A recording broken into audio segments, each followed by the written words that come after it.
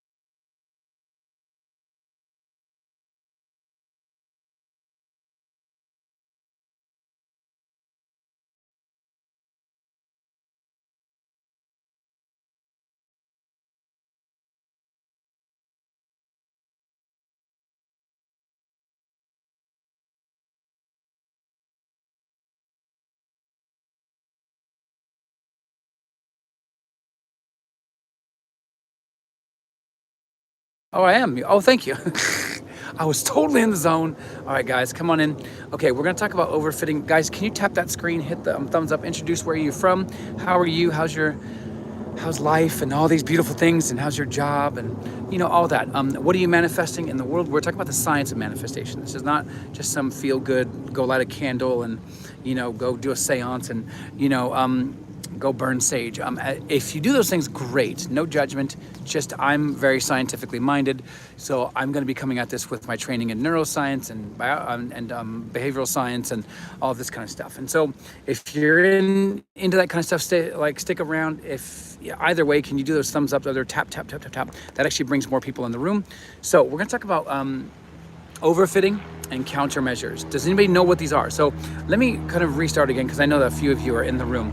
Introduce yourself, but within the law of manifestation, it's a law, okay?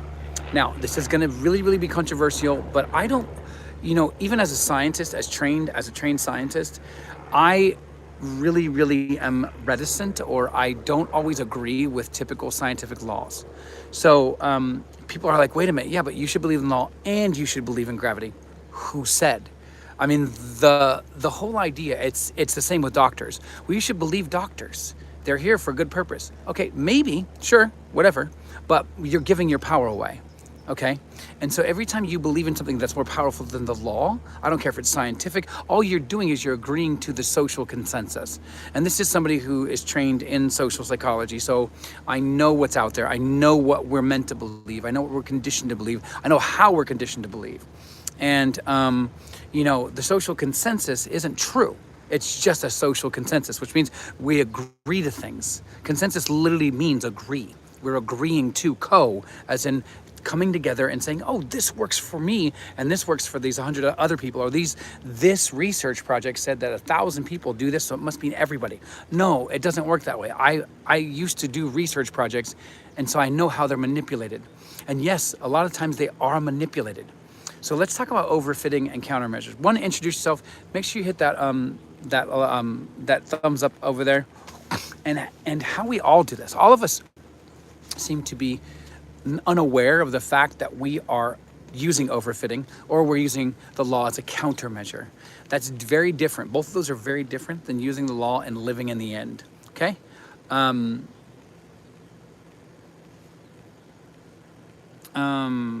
I'm talking about using the law, the science of manifestation, the neuroscience of manifestation. Guys, hit that follow button, hit that thumbs up. What country are you from? I've been about 7 countries. I used to be ex-military. I'm trained in neuroscience from Harvard. And I'm a coach, not only life coaching, I do business coaching, leadership coaching. I've worked with the United Nations. I've had some awesome experiences. I've lived in Pakistan. I've lived in a lot of these other places that are beautiful. So guys, can you do me also a big other favor? Can you hit the thumbs up button? Also think about subscribing. That's free. So God is the law and you are God. So, one of the things that I want, Jesus is your imagination. Jesus was never a person, right? But I'm not going to sit here and talk about theology. But you should definitely check out the work of Neville Goddard. Hello, everybody. How are you? Introduce yourself. What country are you from? How are you? Thank you for joining. Hit that subscribe button. Hit the thumbs up. If you're looking for coaching, science-backed coaching, I do have references. I have past people who've actually used my coaching and have actually helped change their lives.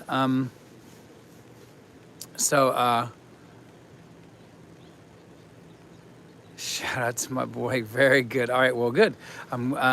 Okay. Thank you for that, by the way. That's amazing. I don't even know what that is.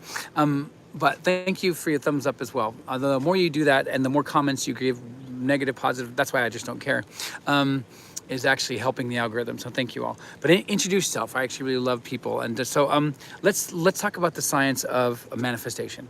Okay, one, your emotions are not your enemies, okay? That is one big, huge thing that has caused a lot of mental health crisis in the world, and people are being taught to manifest that you have to be on this, like, just, oh my gosh, this really intense emotional experience, and, no, it's nothing to do with that. In fact, that's what causes overfitting, okay? So overfitting is, oh, thank you for all the comments, good or bad, I really don't mind, you're actually helping the algorithm, so thank you. Guys, if you want to leave any gifts in there, that's amazing. So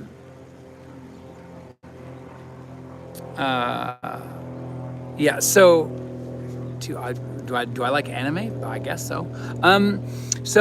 Guys, if you have any questions about science or behavior, human behavior, how to change behavior, how to use the law, as in the law of manifestation, to help you get what you want, that's what this is about, okay? So, and we're going to talk about overfitting, but check this out. Even if you don't believe in it, this could actually help you just with your own psychological goals, okay? Actually help you grow as a person. Because overfitting is something that everybody does. Not usually unaware. But even though I'm going to be talking about manifestation, maybe stick around and find yourself in this and how you can use this to help you grow. So overfitting is like micromanaging. So overfitting is a term from systems thinking, and it's micromanaging. And so let's use an example. Okay, somebody who's like, so for me to manifest, I've got to say this thing 200 times. So really what you've told your mind is, the first 199 times is not going to work. And so I'm going to fail if I don't do the 200. Do you hear that?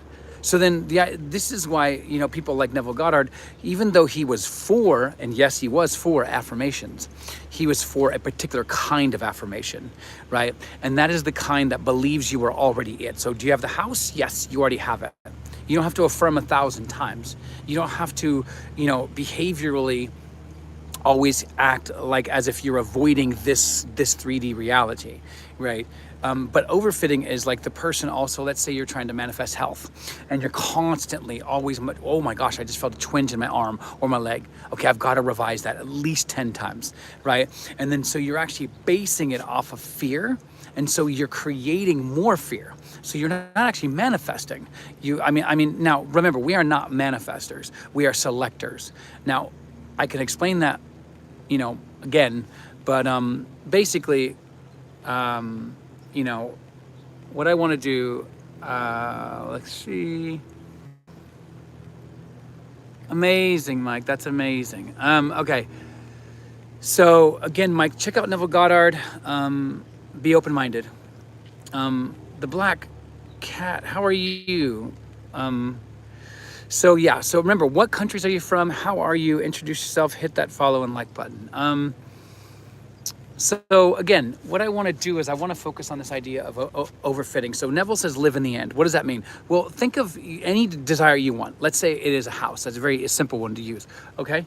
Well, then the end would be you already having the keys. The end would be you having a party. The end would be you having friends over. The end would be you already 3 months after the fact of owning the house, just enjoying being in the house and knowing that that house was yours, right? That's living in the end, okay? So living in the end is, and same with health.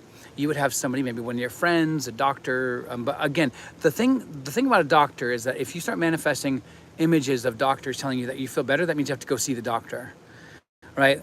So just imagine that you feel like you're the elite athlete, that you are the healthiest person you've ever known, and that people are reflecting that back to you in your visualizations. Okay. Now remember, you want to ramp up the sound. You want to ramp up the emotion. This is actually a technique from NLP, right? And remember, guys, if you're looking for coaching, science-backed, get in touch. Also, there's a link to my Discord. Let me know if that link is not working. I'll make sure to fix it, or leave a comment on one of my videos, and I'll make sure that you have it. Or there's also an email, and that's live as well. So get in touch, ask about prices and payment options, because I want to make it as easy as possible. And so you can also talk to some of my past clients. They'll tell you how good it is. So, overfitting is basically hiding behind fear. Okay. So living in the end is saying, so it's the difference between having a desire and then having an identity. People think, oh, because I want something, because I want it, I must be able to manifest it. Meaning, and of course you could, and of course you should, but the point here isn't that. The point is there's a difference between saying I want and then I have. One is an identity. I have a house. Well, that's what a house owner sounds like. I have a car. Well, that's what it sounds like to be a car owner, right? But saying I want means you don't have. So if you're constantly wanting, then you'll never have. But if you constantly have, then you'll always get, right? And so that is the major difference. Overfitting is very, very fear-based, and you actually negate, or you actually pretty much kind of put like a negative sign over your getting your desire, because you're telling the universe, hey, I'm overfitting, which means I'm trying to control this and micromanage it, right? And people do that in marriages, they do it in friendships, they do it at school, teachers do that with students, like whatever it is, right? People kind of understand what's happening, but the overfitting is really fear-based. You may not know that because that's how you've been taught to manifest, and that's how you've been taught to try to obtain what you want. So then they're like, okay, so then how do you do this? Well, I love the word texture. Okay, have you ever felt like a texture of a shirt, right? And there's actually usually more than one texture. It's a layering, a feeling, okay? And so part of that is what's going on when Neville says live in the end, which means, again, you already have already. That's key. That's the first layer, already have. Okay, you are not going into your visualizations, your first person narrative. You're never watching yourself on a movie screen, but from first person narrative, that first layer is you have the texture. You have the feeling of already knowing this is yours. So that's the word already. So then, well, here's a little tip for that, okay? What does that mean? Well, you're creating scenes and language, by the way, not just within the scene, but also outside in this world. While you're outside of that visualization practice, you're still using the language of I already have it. And you don't always have to. You don't have to go around saying it all of the time. But you can train your amygdala, your fear center, right, to downregulate, which means calm down. And I'm going to teach you some techniques to do that. You may already be aware of the 4, 7, and 8 breathing technique. There's also the physiological sigh, which is a very simple, like breathe in, right? And you're humming out. Why? That actual hum is very important. That actually tells your body, okay, My vagus nerve is calm. Your vagus nerve is actually responsible for things like slowing down your hunger when you feel a big threat's coming on, right? And so the vagus nerve is a big nerve basically from the back of your skull all the way down to the back end almost of your, well, where you take a dump. So, right, and this is why when you're in fear, you're like, I need to crap, I don't want to eat, right? I'm shallow breath, my heart is going racing, my mind is going, right? All of this kind of stuff. There's tenseness in your neck, right? You're ready, your body's tight. And so that is exactly what you've got to do. And this is about sovereignty and authorship, right? This is about you gaining your power back and saying, I'm that person. I don't need to overfit. I don't need to do 200 affirmations. I don't need to be afraid of my own ability. And really, let's call this what it is. You're afraid of your own power. You're afraid of being the author. You're afraid of somebody who believes in their own ability to be able to actually be the author in their own story. So then they're giving away their power, right? So we're told not to do that, right? We're told that you should have no other gods before me, which is your I am, right? Your I am is I am rich, I am wealthy, I am whatever it is, right? And so you constantly, let's say that you're trying to get healthy and you feel a twinge in your arm one day. And then you automatically think, oh my gosh, it must not be working. Or maybe one day you feel like, oh my gosh, I feel great. It must be working. Then the next day the twinge comes, oh, must not be working, right? That's what overfitting is. You're constantly policing behaviors. You're constantly policing actions. But the person who, let's say, would already be imagining themselves as a full fit person wouldn't be policing. So that's how you know that you're overfitting. So that's overfitting. Now there's actually way more examples. And so if you have any examples of your own, if you have heard other people do it, whatever it is, share those practically. Always feel like you can share. And don't forget, I do coaching. It is science-backed. I do have references. So definitely get in touch if you're interested. And I do have payment plans. So countermeasures. This is a very interesting one because I actually found myself doing this as well. So countermeasures is a little bit more nuanced, okay? Meaning you may not be always aware of the fact that you're using it, right? But countermeasures is not, it's not that it's not tricky, or it is tricky.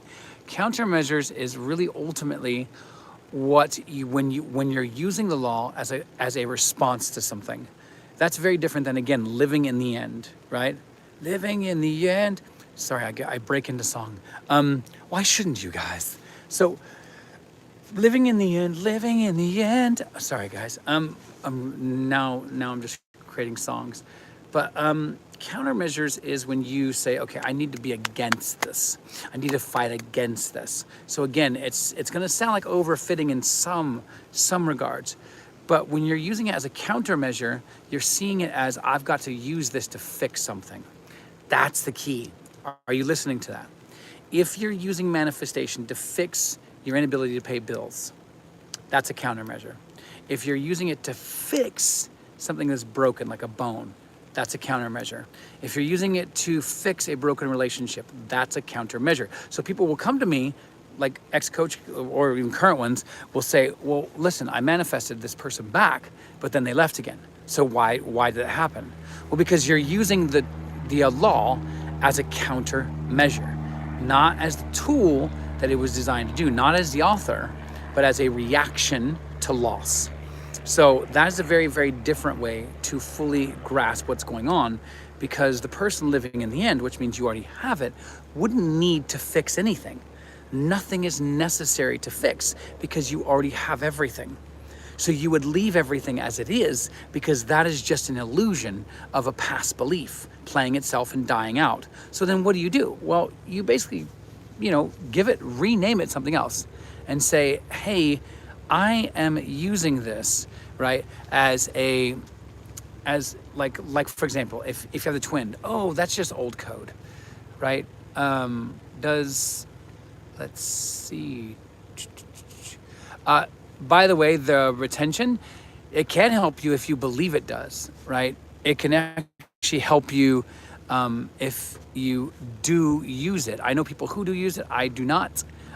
Again, to me, that's an extra tool, but you don't need retention to help you manifest unless you believe you do, right? So this whole law of belief is very different from, let's say, like Esther Hicks's approach, right, to law of attraction, right? And so you can use retention, but it won't help you unless you believe it does. If you believe that you needed to do 10 jumping jacks and then say Yahoo every single time, then that would, and you really believed it wholeheartedly, that would help you manifest, right? So law of belief is all about what you believe. If you believe you need to do things to get what you want, then you're gonna have to do those things. You have to jump through the hoops to be able to do them. So then you've created rules or rites of passage that you think are necessary, that you think are required. So then what you're doing is you're creating an extra step for yourself. Now, I know people who like to do that. I know people who actually literally will manifest from the first person and try to create drama in their scenes to then try to see if a drama will happen, but then they'll still get their ones, that's a really warped belief that you think that you need to earn something, that something needs to go bad before it needs to go good, right? And why? Things don't need to happen bad for you to get it. So like, for example, this is an awful belief, but we really worship this idea sometimes, in especially Western society. It's like, oh, well, people need to hit rock bottom before they'll make decisions that will actually help themselves. No, you don't. Never in a million years, you never needed to believe that. That is a social consensus. Now, Neville has another concept, right? And that concept is buying the pearl. Buying the pearl means I'm giving up any social consensus. I'm giving up any social rules, any social beliefs, and I'm buying the pearl. And that's the metaphor of the parable in scripture, right? Which is the mental parable of, I don't need any social rules. I can have anything I want, and I can have it when I want it. And that is it, right? So yes, going back to your question about retention below, right, Roy? Sorry. Is that you don't actually need to do anything, but you have to actually get to the point where you're hardwiring that into your nervous system. Because this is really about nervous system dominance. Living in the end is actually believing that you have what it takes to be able to be the creator in your life. But the more, like, for example, if you believe that you need to do that, right, that retention is necessary, then you've given your power away. Now, you may be fine with that. But if you're fine with that, then you're going to need to be aware of the fact that you're going to need to always do this retention technique as you've asked below, right? And so I just want you to come to this realization that, your question is more about, do I have the power, right? That's really what you're saying. It's like, do I need a technique to manifest? No, you don't need any. You are the technique. You are the manifester. You are the one who is the creator, right? Does that make sense, right, Ray? So let me know if you're still here and listening. Okay, so again, overfitting and countermeasures. So what do? How do you get out of that loop of overfitting? One,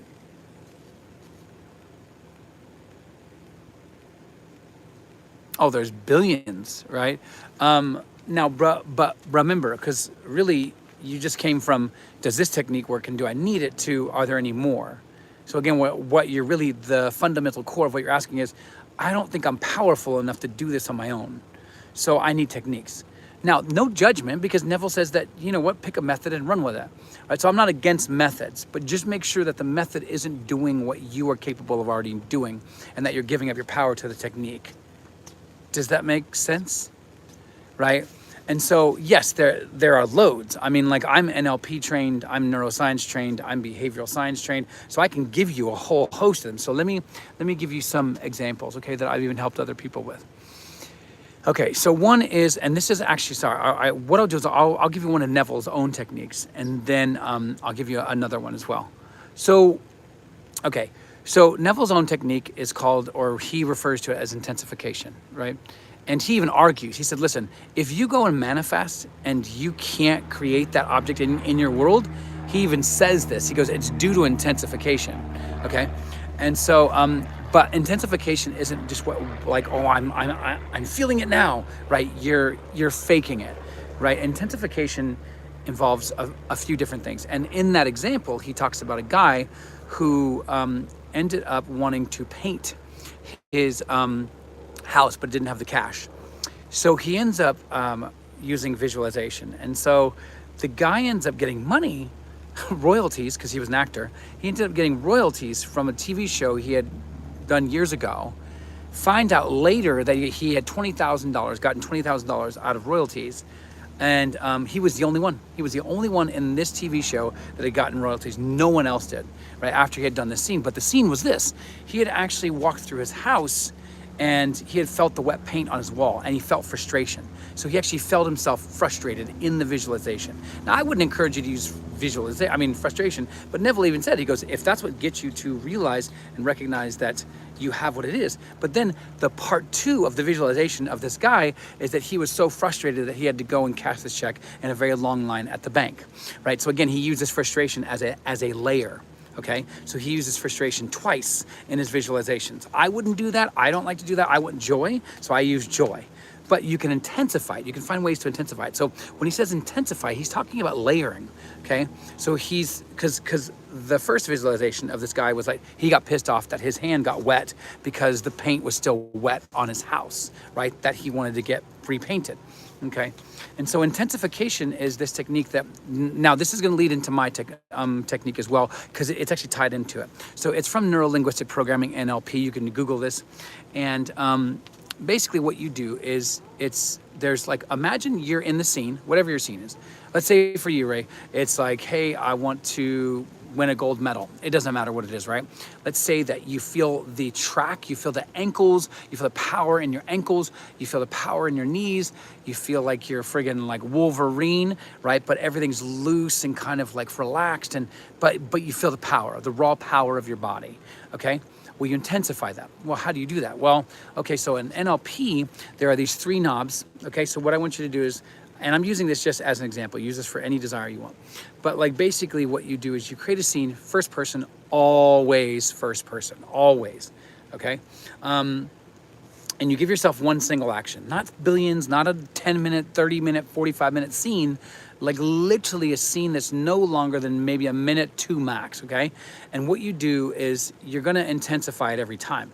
Let me explain what I mean. But what you're gonna do is there's these 3 knobs at the bottom of the screen, okay? You can imagine it still from the first person. Now, there's these 3 knobs are gonna help you out. One is gonna be emotion. The other one's gonna be sound, and then the other one's going to be color, okay? Now, you can also use this as the opposite technique of, let's say, letting go of a fearful belief or a fearful scene that happened the way you didn't want it to happen, by turning the sound down, by turning the color down, by turning the emotion down, okay? So what you're gonna do is you're gonna amplify every element in that scene. Let's say you're on the track and field and you could see it, it's very professional. Let's say it's grass, right? And okay, well now you've turned up the color knob and now it's like hyper green. Like, I mean, it's just so intense. Then you hear the roar of the sound, people shouting your name, right? And then you feel the power in your like legs and you feel the readiness and the joy, maybe even some nervousness. You feel the sweat on your brow. You feel your body just working perfectly, right? And then you can turn up the, so that's the sound, and then the color, and then the emotion, which is like, I feel good, I feel powerful, I feel good, I feel successful, I know I'm gonna win, I feel smug, I feel confident, right? So Neville even talks about in his lectures, he says, you know, I'm paraphrasing, but essentially feel like you have an ace in your back pocket until you die. Like, I mean, basically from now until the time you know, move on, transition, whatever you want to call that, right? Always feel like you have an ace in your back pocket. So that's that smugness. Always, every single time that you actually are manifesting. Also, here's another technique. I love to give technique. So so those are the 3, right? Use the 3 knobs every single time you want to manifest something. Big, small, doesn't matter. You have 3 minutes, do it. You have 1 minute, great. You have 30 seconds, do it. Use the 3 knobs all the time, right? But also walk in that when you come out, because a lot of people don't do this. And the other technique is make sure your mind is always matching up with what you want to desire, and also the words out of your mouth, okay? So if you have to sit there a minute before you respond to somebody's question, sit there for a minute, okay? Don't fear it. All right, because this is about your authorship. This is about your sovereignty. Imagine a crown and you feel the weight of that crown on your head. head and that you are in charge of everything. You are in charge of your whole life. You are in charge of every manifestation that comes your way, right? You are in charge of how your spine feels in your body. You are in charge of how that person across the room will give you $1,000 check, right? That is up to you, not them. So basically, I'm just thinking of the next technique here. Yeah, I mean, let me see, using emotions to, now here's the other thing, you don't need emotions. This is very key. A lot of people think that you need emotions. Sometimes you can manifest without emotion, right? When Neville says feel it real, and that's his biggest technique, his most famous technique, okay? And it's not even a technique, it actually works every single time, and it will as long as you use it this way. Feel it real is 3 things, okay? People don't always talk about this, but it's not just that. Feel it real is conviction. It is not emotion, it is conviction, okay? That's the difference between somebody who's like, I feel good, I feel happy, I feel excited. Why isn't it coming? Why isn't it coming? Why isn't it coming? To the person who's like, I just felt the keys in my ignition, and I felt the hum of the car, and I felt the ownership of the paperwork that's in my glove compartment. And I saw my significant other, my girlfriend, my boyfriend, my mom, my sister in the car next to me. I know that happened. That's the difference between somebody who's like, I'm drumming up emotion of excitement, right? One is, I feel excited, but then it's like forced, and you're pushing it, and you're trying to like, almost kind of like shoving in meat into like a meat compactor, like it's coming out, it's coming out, it's coming out, to the person who's like, nope, I felt the frickin' seat vibrate, because that is what the engine does. It's that big, right? Whatever it is, and you keep that's what it means to feel it real, okay? So you don't need emotion all of the time. Yes, you can use emotion, but only see emotion as a tool. So one of the things that we don't really do well as humans, and this is mainly our childhood conditioning, right? Is because we get taught that emotions are who we are. They are not who we are. And emotions can change. So it's irresponsible for people to go through life and say, well, I just feel this way. And you've got to accept it. We live in that time right now, right? Cancel culture, sensitive, like all this kind of stuff. And I'm a stand-up comedian, so I get it. But people are like, well, I feel this way, so you must conform. No, that's irresponsible. Because you feel that way, that means you're responsible for your emotions, okay? So, and my wife and I talk about this all the time. I'm like, listen, I may say something and it may trigger an emotion within you, but that's within you. That's not me. I've said something that you already have a belief about, that you have now responded to, okay? So going through life as a victim and saying, well, you're at fault because you made me feel this way. I didn't make you feel anyway. Because at the end of the day, you have to work on those triggers. Those triggers, about 80% of them are probably from your childhood. Not all of them, but a huge chunk of them. Jean Piaget, he was a French psychoanalyst, and he basically said that you're Swiss, yeah. So he basically argued that every person has a childhood schema, right?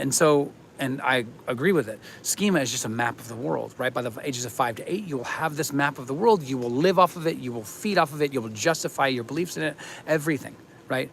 And this is the same with the state. If you think you're poor, you're going to find, this is what Neville means when he says, listen, in the state, you're going to literally experience the fullness of that state. What does that mean? Well, if you think you're poor all the time, guess what? You're going to find reasons why you're poor. You're going to say, oh, it's the government. Oh, it's society. Oh, it's the guy next to me. Oh, it's billionaires. Oh, it's this. Oh, it's that, right? And if you're like, oh, I'm feeling pain. Okay, well, then you're going to find ways that why you're not healthy. And then it's like, well, it's this reason. Oh, it's the medicine. Oh, it's big pharma. Oh, it's the lack of medicine. Oh, I can't afford my medicine. Like whatever it is, you're going to literally experience the fullness of that state. So then you start saying, I am healthy. I have billions of dollars. So then what you're doing is, yes, and for some people this takes time.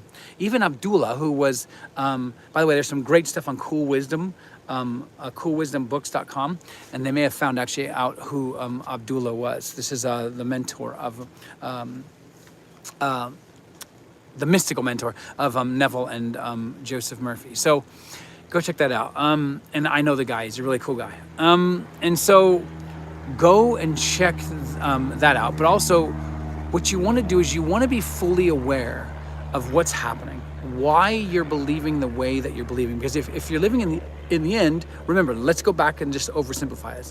What is living in the end? It's the person who walks into a mental movie theater and sees the end of the movie, right? And knows that's it. That's why smugness, and here's another technique, okay? Smugness is very key. One, because why? But not like, oh, you're going out and being a douche to other people. You're smug within, okay? You don't have to be like mean, okay? And like, no, you know what? I manifested that you should give me free food. That's not how it works. You don't force the outside, okay? I have a friend of mine who tried to do that. He was like, well, you know what? People should always treat me like a king. Okay, I get that, but that doesn't mean you abuse people, okay? So let's just be very, very, very, very clear. Because if you're abusing people, that means you're trying to control the outside. This is all about the inner world, okay? And so you don't go and justify that by saying, well, this is who I am and people have to conform. If you're saying people have to conform, then you aren't that person yet, okay? Because people will conform without you. They will literally, imagine you walking around with a vibe, and that's like a blue, golden, whatever light. And that light is kind of like a circle, and it's always around you, always, every time. Well, if people enter that light or field, right, whatever that is, that vibrational field, whatever you want to call it, and you are, I deserve respect, people are going to do that naturally because they're in that field. If you're like, I have money come to me all the time, anytime you are anywhere, money's always going to come into the field, right? And so does that, any of that make sense right as well? You know what I mean? And guys, go follow Ray as well. And so back to countermeasures. If you're using the law to try to counter something, then you're not using the law, you're using fear. So fear is your law, okay? So at one point, Jesus, who is your imagination, remember all this is metaphor, scripture is metaphor for the mind. And kind of like a mental handbook. And he says, which again is a personification of the inner mind, and he says, you know, the root of all evil is money. He's not saying money is evil. You should love money. Money should love you. You should love money, and so on and so forth. He is not saying this. Break this up in the Aramaic and the Hebrew. It's more like saying, I give all of my identity, and I find my identity in money. But what is money? Money is a way in which energy circulates where? In 3D. So it's really about how you give your energy away in this world. That's the currency. So the money itself is also a metaphor. So evil just means disorder. Evil is not evil as in bad or good. That's not how the Hebrew mind thought when they wrote good and evil. Good means ordered or getting what you want, your fulfilled desire. Evil is not getting your fulfilled desire. That's disorder. That's when you're like, my life is in shambles, blah, blah, blah, blah. We use all these metaphors, right?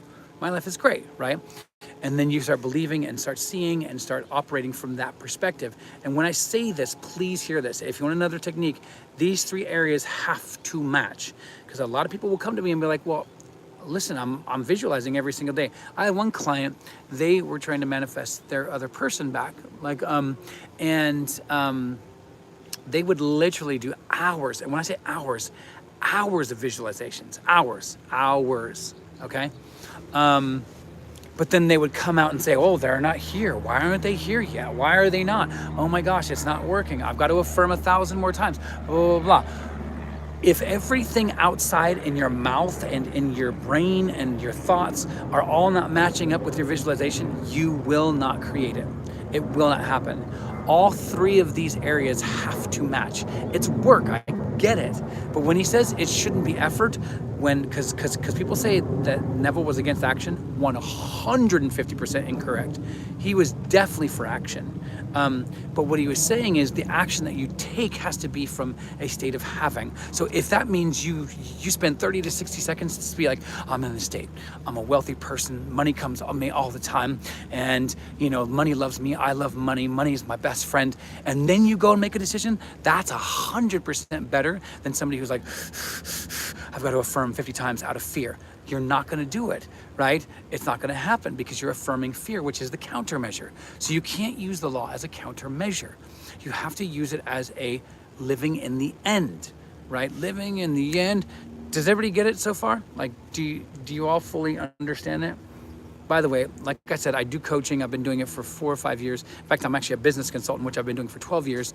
And I've worked with the United Nations, Los Angeles film companies, all of this kind of stuff. Business owners, individuals, leadership, coachings, and so on. So definitely check out and get in touch with me. My email's on my profile. But do you get what I'm saying when I'm talking about using the law as a countermeasure? And listen, it's easy to do that. But let's go back to this idea of effort, because effort does mean that you are trying to push something on the outside world. So when Neville says it should feel effortless, what he's saying is, if I'm a writer, right, and I'm writing, then that's just a natural output of being in the state of writer, right?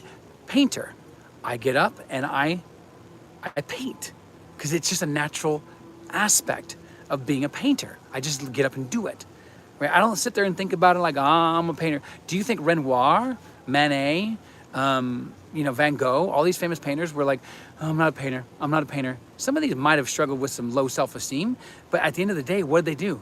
They went through it and said, I'm still a painter. And so they painted some of the best paintings in museums today. Why? Because that's what he means by effortless. You are choosing from the state. It may not feel effortless some days, but this is why next time I'm going to talk about motivation, because people say, well, I don't feel motivated after I discovered the law. Okay, I get that, and I do see your comment, right? Motivation doesn't matter. And I'm a scientist, and I've studied motivation for like a few years, and motivation comes and goes. Human motivation is an up and down roller coaster, right? So even without the law, motivation in and of itself is not a great reason to do or not do something. You let the state guide you. So meaning, if you're a comedian, you don't sit there, I don't feel like telling jokes today. No, go tell jokes, right? Because that's what a comedian does. Do you get the difference? And read a book called Atomic Habits by James Clear. He's a friend in my industry, behavioral science. And it's about like becoming that person step by step, okay? Living in the end, more like taking it till you, kind of.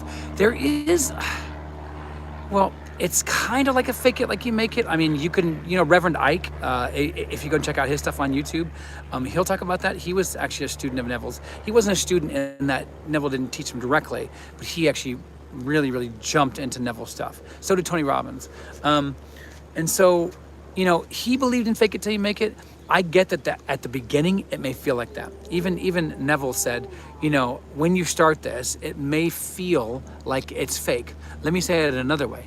You may have to gaslight yourself, like when you start this. Like, no, it's totally working. I know what I'm doing, right? It is a placebo, like Joe Dispenza talks about.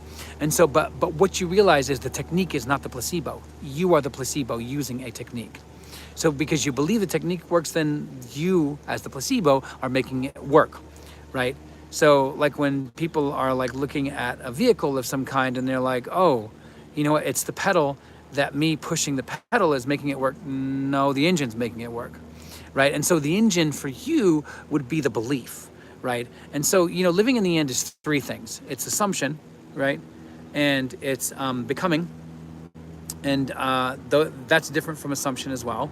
And then it's identity. Yes, these three are tied. They are interrelated and they are very close to each other, but they're actually different things. So living in the end is, I am this person. Assumption is, I'm going to double down no matter what the F is going to happen. No matter what, and by the way, don't assume bad things are going to happen just because you assume you're the new person.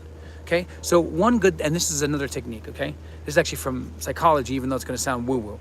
But it's like opening your hands, closing your eyes, and imagining rays of light coming into your palms. And every ray of light is good, only good. You can even put the words only good coming in on these rays of light. And just feel that for 15 minutes a day, 10 minutes a day, 5 minutes a day, however long you can, okay? Every other day, however frequently you can, because that's telling your brain only good comes here. Only good comes in. And then it actually does change your bridge of incidence, because people will say, I believed Like, for example, it's a true story. One of my mentors in the Neville world, me and him had a conversation. It was very interesting. One of his friends manifested some zoo tickets, right? Some tickets to the zoo. He wanted to take his child to the zoo. Well, he was manifesting them, and they didn't get to go on that exact day that he wanted to go, which was a Sunday. So he kept revising it, which means, no, I already went. It was fun. It was exciting, right? And it was a past event. So then the following Sunday, he gets a call from the zoo. Okay, and so what ended up happening is they get tickets. He's like, yes, it worked, blah, blah, blah, right? It only took him 7 days. So he was like, yes, I'm so awesome.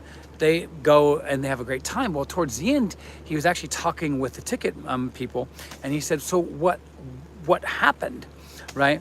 And so he said, well, he goes, basically these people, there was a couple who had tickets, and they both got into a car wreck and died. Now, Neville is very explicit. We do not have power over people's life and death. We just don't, 0%. And I agree with that. But maybe there was a belief, and we don't know, by the way. We don't know if this was true of my mentor's friend. But maybe the mentor's friend thought, oh, well, for me to get something good, something bad has to happen, right? So then something bad had to happen for him to get these tickets. Right? So when you start altering the patterns of beliefs in your world, then you start altering not just your manifestations coming to you, but how they come to you. And that is a superpower. So then you start actually creating opportunities where you start visualizing only good. You start visualizing yourself in, like, let's say, a beam of gold or blue light. Why those two? Because those two are mentally wired to royalty. Those two are mentally wired to power, right? And so you're using your mind as a way in which to then orchestrate events in your world to then match the energy of somebody who only has good things happen to them, right? And so that's my challenge to you, is like, you know, because a lot of people will be asking in the comments later after this uploads is, well, how do I stop overfitting? Well, that's fear. Okay, overfitting is when you micromanage. Like, I've got to stop. I've got to do the affirmations 200 times. But again, like I said at the beginning, hear what's wrong with that. You are telling your brain, your mind, or the inner self, hey, I've got to do this 199 times. And even then, that's not enough. And then maybe the 200 one. So then people will be like, yeah, you know, I manifested something after 1,000 affirmations. That's because you believed you had to do that. Why would you believe something that mentally grueling is necessary for you to get what you desire, when you could just say, I'm that person? So that's the difference between living in the end and then micromanaging fears, or micromanaging bodily twinges, or micromanaging a boss at work, or micromanaging, right? All of those kinds of things don't matter if you believe that you are the person who already has everything, right?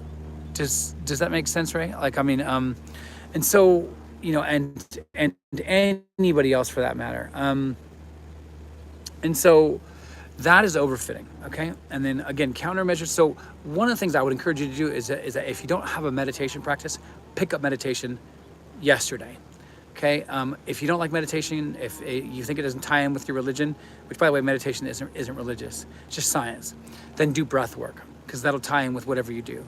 And there are mystics across every religious social sphere that have used breathwork throughout history, and I can point them to you, right? And so use something to calm down your amygdala. Now, Neville did something very different with his meditation, because a lot of our meditation, we're kind of like, oh, we're going to quiet the thoughts, and, you know, and here's the thing. As somebody who studied human thought and science and biology and stuff like this, you can't stop thought. It is either learning how to live and move them on, or, like Neville, he would actually use controlled reverie, which means focus. So he would actually sit there and try to control his mind, not in that kind of like, I'm controlling overfitting, but as in, I feel good, I feel powerful, I feel joyful. And he actually talks about his technique in his lecture called Meditations, right? So you need to read that one. That's one. And if you need a link, just DM me, email me, whatever it is, right? Oh yes, yeah, Wim Hof is really good. I've actually bought his system, you know, and he's a really, really good guy. You know, got to go up to Everest barefoot and all this kind of good stuff. Was also did his own TED Talk where they had like electrodes connected to him in his body. And so, imagine that you are the prototype of health. Imagine that you are the prototype billionaire, meaning a billionaire who isn't a douche, a billionaire who gives away stuff, a billionaire who's nice, a benevolent billionaire, right? Whatever that is, and that there's always enough money, that there's always enough love to go around. There's always enough confidence. Whatever it is that you want, use that. And, there's been research that shows that, with Wim Hof, with breathing, whatever it is, actually it alters the patterns of your brain, and it actually also increases NGF, which is the nerve growth factor. Guys, I know a lot of stuff on this, and I'm very comfortable with it because I've trained in neuroscience. But that's your ability for your brain not only to focus, but also to create new thoughts, rather than always like, oh my gosh, I'm stuck in this fear loop, right? Which again, that is the overfitting, where you're like, I'm using the law, I'm using the law, I'm using the law. No, you're not. You're using fear and you're masking it as the law, right? So again, there's a difference between desire and being, okay? Desire is still wanting, and if you're going into your scenes as the person who still desires, then you're not going into the person who already has it, right? And so that is very, very key, that you recognize, okay, I'm not going in. Now, that may take, this is why Neville says, if you go in and you use the visualization, it may take 70 times 7. Now, that's obviously Hebrew numerology metaphor of, hey, it's going to take as long as it's going to take. But if you can only do it 2 minutes one day and 10 minutes another day, do it that way, right? And yes, you can manifest more than one thing at one time. Neville himself said he liked to do it one at a time. But don't take him as gospel. Don't take him as law. He was also a man who learned how to use the law in a very powerful, influential way. Okay, so do not turn him into a god. Okay, this is why it is important to read outside of Neville. It is important to read outside the Bible. It is important to read outside of those things and to find your own techniques that work for you. But do not become so religious about those techniques that you feel like if you don't have that technique, that you can't have it. Because at the end of the day, when you hardwire this into your nervous system, because this is what it's about. People think it's all just mental, right? But sometimes your monkey mind wants to just jump in and be like, no, you don't have it. No, you do have it. No, you have it. No, this is not about your mind. This is about your nervous system. Your nervous system is God. Your nervous system is, and here's the thing, you've been trained by society, your church groups, your religious groups, your marital experiences, whatever it is, your parents mostly, right? This is how things operate. This is how the world operates. So you are changing the pattern of how you feel and be. And that changes this vibrational circle that you are always in or around you, like this kind of vibrational pattern of light around you, right? And so, yes, use meditation, use NLP, those techniques that I've just talked to you about.